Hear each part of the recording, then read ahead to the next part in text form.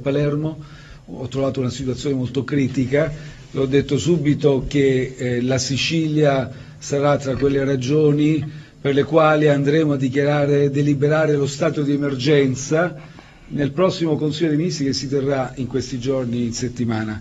È un Consiglio dei Ministri che non era preventivato, quindi lo stiamo per fissare e in via straordinaria si svolgerà.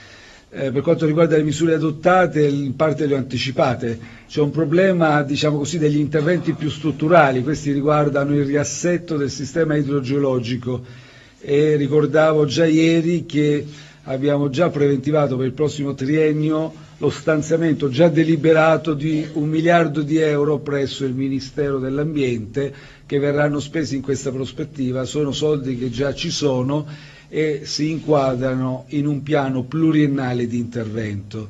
Ovviamente per quanto riguarda lo stato di emergenza andremo a deliberare anche delle somme da spendere rapidamente per ripristinare il sistema viario e per i primi più urgenti interventi che le regioni che sono state funestate dal maltempo potranno adottare quanto prima per ristabilire e per ripristinare le condizioni di vita ordinarie, economico, sociale e via discorrendo.